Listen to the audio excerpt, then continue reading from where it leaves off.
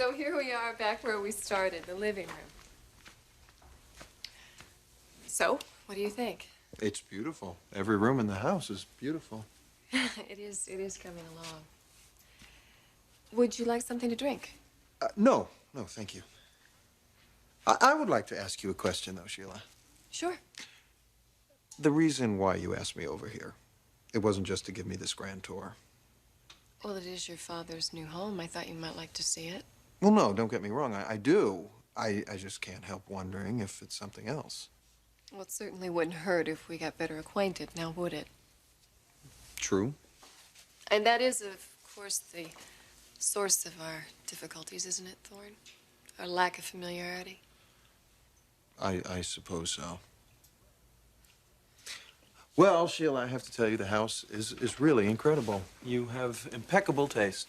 Well, thank you. Thank you. It's really been a labor of love. I want your father to be proud of his home. That's my #1 priority right now. Well, this marriage seems like it's agreeing with him. He's very happy.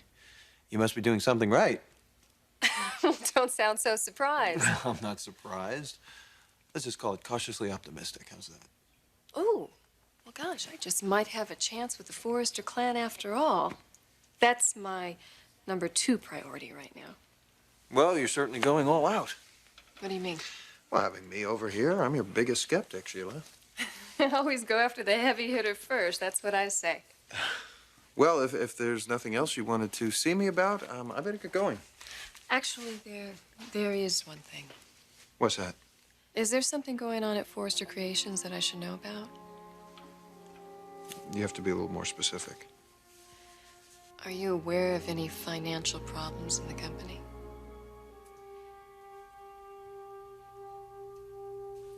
Mrs. Forrester? Yes, Maria. It's such a beautiful night. Would you like dinner served on the terrace? You know what, Maria? I'm tired. And I'm not very hungry. Would it be all right? Would you fix me a tray of something light and bring it upstairs to my room? See. Thanks, Maria. I'll get that.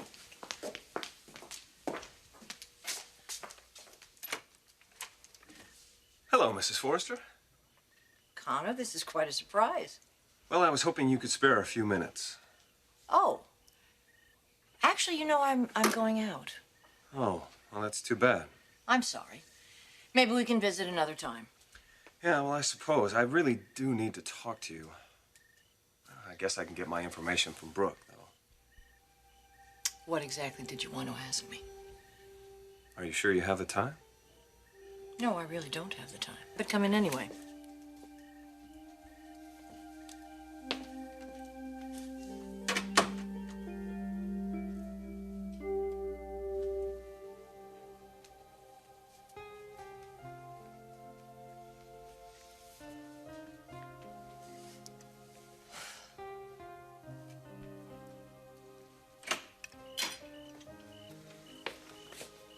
Hello?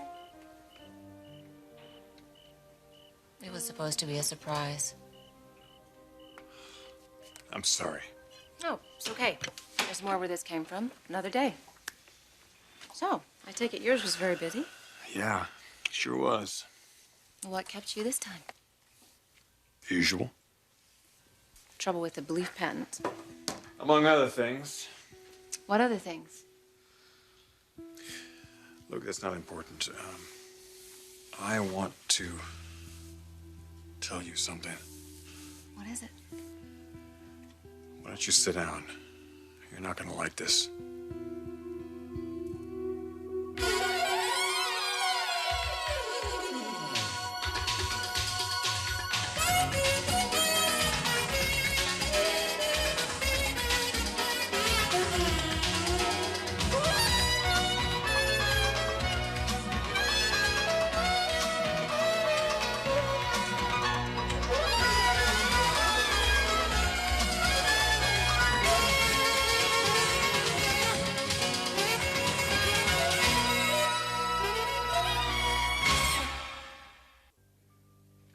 Sheila, where is this coming from? I'm just concerned about some things your father said a few days ago. What kind of things? He gave me reason to believe there might be a problem with the company, a serious problem. And it's about money. What can I do for you, Connor? Oh, I have so many questions. And so little time. That's the way it is in life. Well, perhaps I can answer a few of them for you. Well, they mostly have to do with Brooke's relationship with you and your family. You drove all the way over here to ask me about that?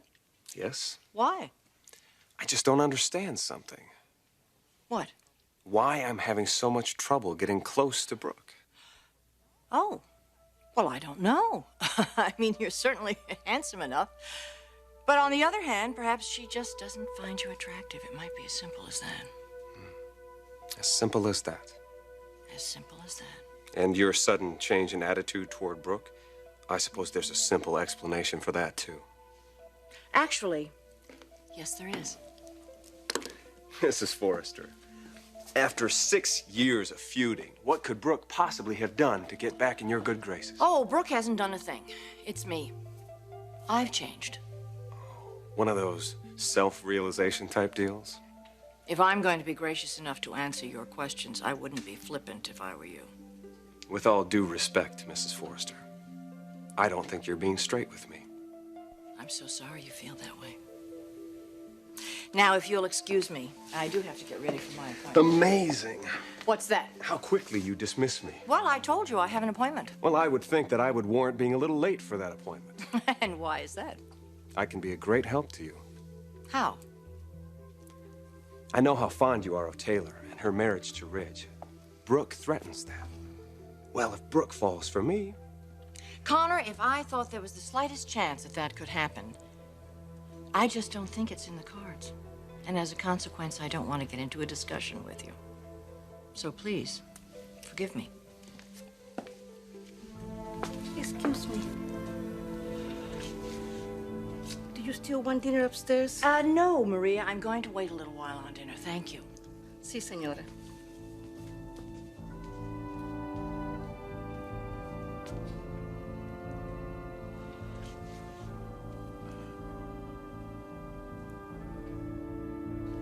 If you don't mind, I'd rather not sit. What is it? What do you have to tell me?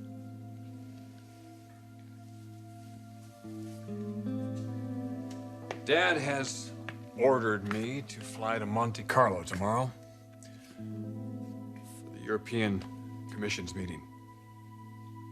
That's it? Yeah. What do you think I was going to tell you? I'm going to miss you. It's only for a couple of days. You thought I'd be mad about that? We haven't exactly had a lot of time to spend together. Now this. I know. I thought you'd be home early tonight. I know, so did I. Was work the only thing that held you up? No. So what else held you up from coming home when you usually do?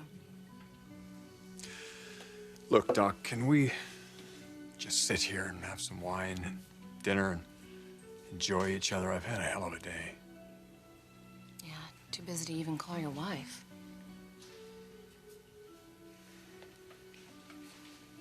But not too busy to go see Brooke.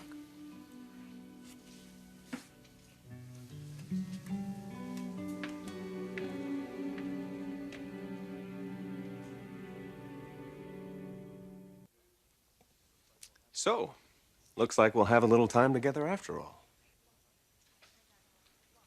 If you think I'm going to blush, I'm going to disappoint you. You don't like me very much, do you, Mrs. Forrester? I think it's safe to say I'm not crazy about you. Then why did you invite me in? Why indulge me if you don't even like me? Good manners. I'd call it a lot more than that. But what? Maybe I shouldn't have invited you in. But you did. And there was a reason for that. The same reason that Ridge toasted me at dinner the other night. The same reason that you and Brooke are getting along all of a sudden. Lawyers, I think it must be the disease of the profession.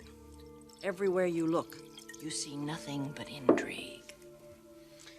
You're walking on eggshells around me. I can sense it. You don't want me involved with Brooke, yet you don't want to offend me. What is it, Mrs. Forrester? What are you holding back? Nothing. then why not see me for what I am? The answer to your problems with Brooke. Connor, I have already I told know you. I can get her to fall for me if I've got the backing of this family, but I don't. I'm the answer to your prayers, and yet you're turning your back on me. Why, Mrs. Forrester? Why?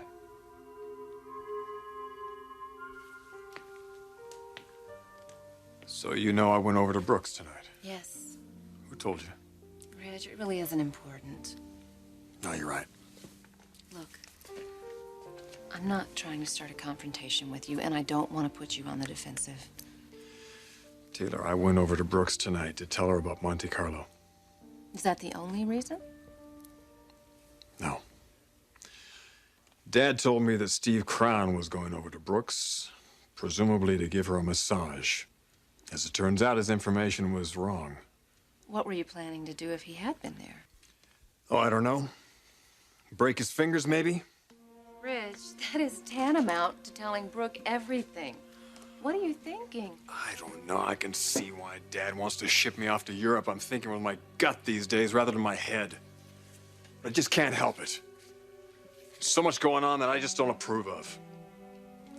I know how you feel. It's a lot going on that I don't approve of either. Only it's with you and me. You deserve better than this. I don't pity myself, and I don't want you to pity me either. No, I'm not pitying you. I'm just trying to take responsibility. I know. Taylor, I don't blame you for having your doubts. I've been scattered and confused. I'm preoccupied at work. But please, please don't overreact to this. None of this means I'm not ready to start a family. What does it mean? It means that things have to get better. And they will get better, believe me. How can you say that? Because it's what we want. It's what I want. I want that with all of my heart. I just want you to search your heart. You need to ask yourself if this is what you really want. Do you honestly want things to get better for us?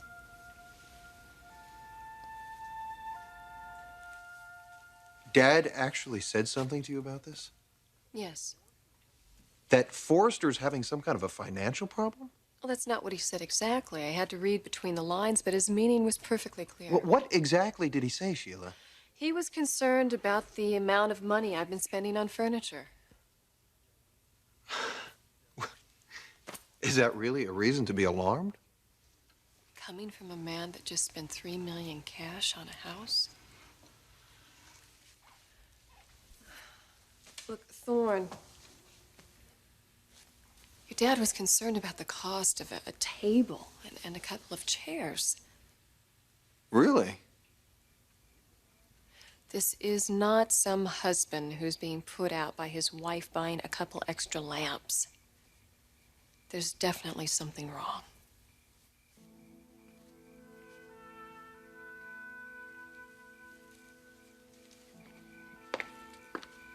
Sheila, we are in very good financial shape. That much I am certain of.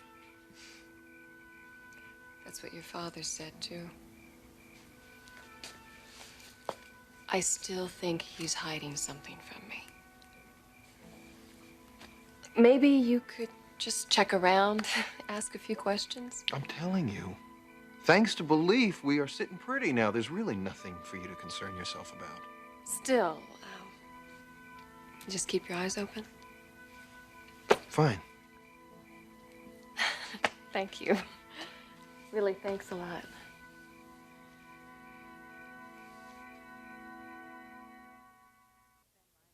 I don't spend my days worrying about Brooke Logan. Now, you're not going to tell me that she hasn't been a problem for you, because I know she has. Yes, she has been a problem, but it's resolved because I've chosen to see Brooke in a different light. But that doesn't resolve anything. She's still obsessed with Ridge. My son has a very stable and strong marriage, and I do not believe that Brooke is a threat to it. Mrs. Forrester, I've spoken with Taylor, so don't tell me that Brooke is not a threat.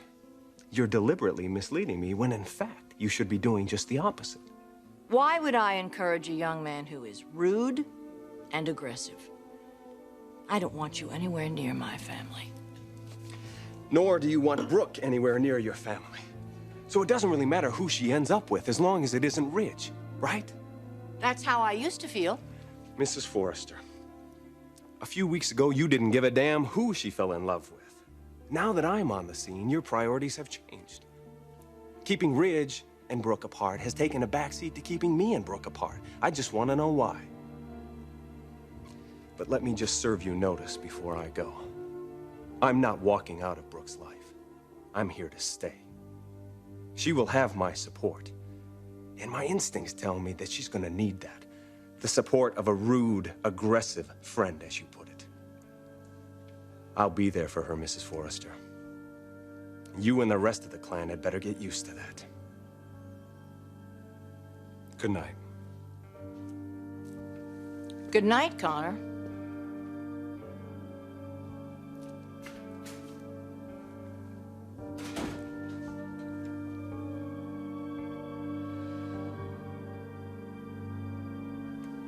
I don't believe you're asking me that. I wish I didn't have to. Of course I want things to get better between us. How can you doubt that? I'm sorry, I have my reasons. Reasons to make you question my commitment? I don't think so, Taylor. I mean, a lot has happened, but I have never, ever been unfaithful to you. Somehow those words don't console me the way they used to. Look, I know you're feeling a little down right now, but please, let's not overreact. It's more than just my mood. It's this whole issue of starting a family. What about it? I could never raise a child if I was not positive that it was something that you wanted to. And I'm not. I'm not even sure that I'm what you want. Wait a minute, wait. You're blowing this all out of proportion. Look, I'm sorry I was a little late tonight. No, Believe me. Ridge, this doesn't have anything to do with tonight. This has everything to do with what is going on inside of you. You've got to start looking at that. Sometimes I think that you're afraid to. It's crazy. What would I be afraid of? You're afraid of finding something out about yourself. About the woman that you love and the woman that you want to spend the rest of your life with. Taylor, I've made that decision. No, please, don't say that to me yet. What do you mean, not yet? Ridge, I want you to use these next few days while you're in Europe to really search your soul and to be open with yourself. Don't be afraid of your feelings. I want you to think about me and Brooke and you. And find out where your heart is. And who you really want to give your heart to. And you make that decision because you really do owe it to yourself. Taylor, I don't need to do that. Then do it for me, Ridge. Please, just do it for me. I need to know that before I have a baby. I need to know that you're going to be there for me always. And you know, I wish I could say that I know that, but I can't. And if you were to be honest, you couldn't say it either.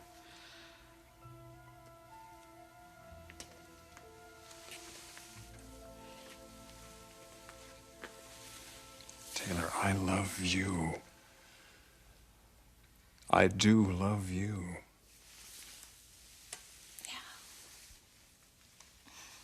But sometimes love just isn't quite enough. You need commitment. But more than that, you need to know about yourself. And all of your hopes and all of your dreams. I want you to get in touch with your dreams. And then make a decision. And when you come back, we'll talk about it. And whatever your decision is, Ridge, Whatever it is, I will accept it. I promise.